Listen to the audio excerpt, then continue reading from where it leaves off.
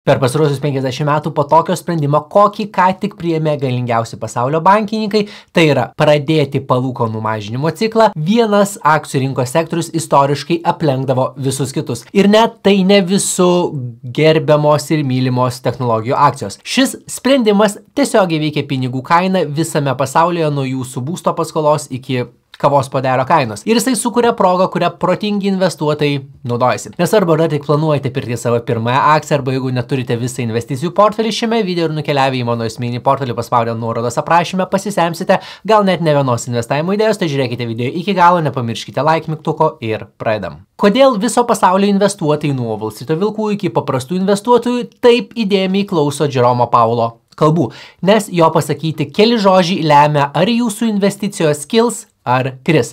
Šis žmogus yra JAV Federalinio rezervo Fed vadovas. Tai tarsi Amerikos centrinis bankas ir jisai neseniai padarė kai ką labai svarbaus, tai sumažino bazinę palūkanų normą. Pabandysiu paaiškinti paprastai. Įsivaizduokite, kad ekonomika yra automobilis. Kai jį lekia per greitai ir variklis kaista, tai vadiname infliacija. Tai tuomet centrinis bankas švelniai spaudžia stabdį, keldamas palūkanas. Pinigai tampa brangesni ir tada visi šiek tiek pristabdo. Bet kai automobiliui trūksta galios, Federalinis rezervas spaudžia gazą, tai mažina palūkanas. Pinigai atpinga ir tai skatina verslus skolintis, investuoti, plėstis, o žmonės pirkti. Būtent tai dabar ir vyksta. Fedas jau antrą kartą 2025 metų rudenį nusprendė mažinti palūkanos. Kai palūkanos mažesnės, įmonėms pigiau skolintis, pinigų naujai gamybai, geresniai programiniai įrangai arba tiesiog plėtrai. Mažesnės paskolų įmokos reiškia didesnį pelną, o didesnis pelnas kaip taisyklė reiškia kylančias akcijų kainas. Be to, kai indėliai bankė ar naujos obligacijos siūlo mažesnės palūkanos, investuotojai ieško, kur gauti didesnę grąžą ir jie žiūri į akcijų rinką.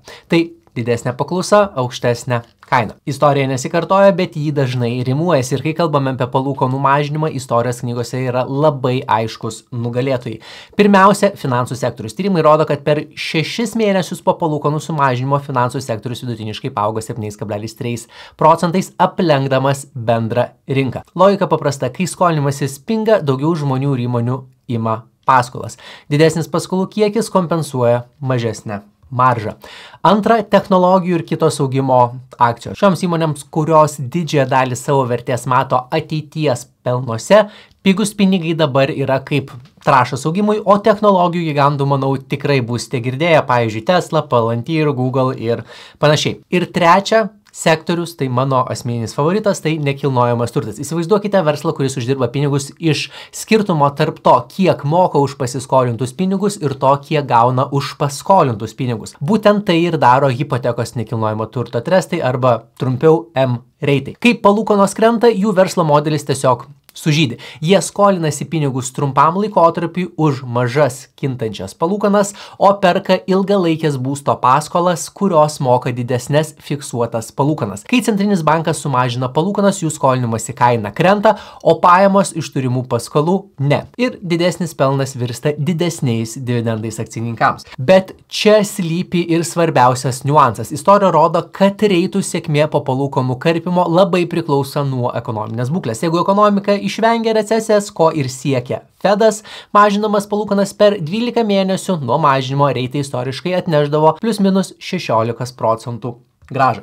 Pavyzdžiui, du didžiausi JAV M-reitai, tai Annaly Capital ir AGNC Investment Corporation. Jie abu moka dividendus kas mėnesį, o jų metinis dividendinis pajamingumas šiuo metu svyruoja apie 10-13%. Apie savo mylimiausią reitą AGNC dariau video visai neseniai, jeigu mėgstate nekilnojamo turto sektorių ir dviženklės pasyvias pajamas, būtinai pažiūrėkite.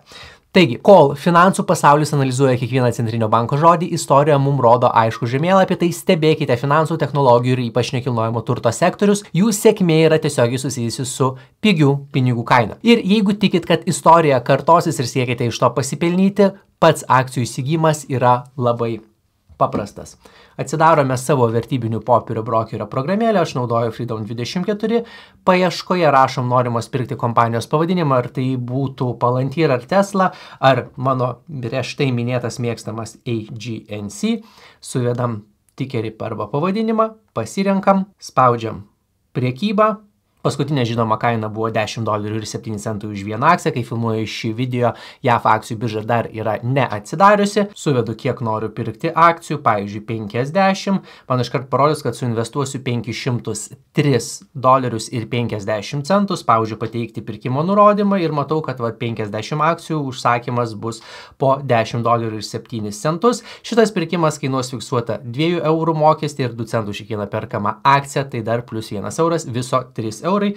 Braukiu sliderį į viršų link pirkti, paleidžiu ir viskas, nurodymas sėkmingai išsiųstas ir kai birža atsidarys, bus įgyvendintas ir akcijos bus nupirktos ir laukiame tinkamą momento parduoti akciją arba tiesiog užstatome automatinį pardavimą, take profit, ties kaina, kurią norėtumėme, kad būtų parduotos akcijos ir fiksuotas pelnas. Jeigu dar neturite Freedom 23 paskyros, galite gauti iki 20 akcijų dovanų užsiregistravus ir pradėjus investuoti. Su šiuo video gidu užsiregistruosite per 10 minučių, akcijos kodai aprašyme, sėkmingų investavimų ir pasimatome kitame video.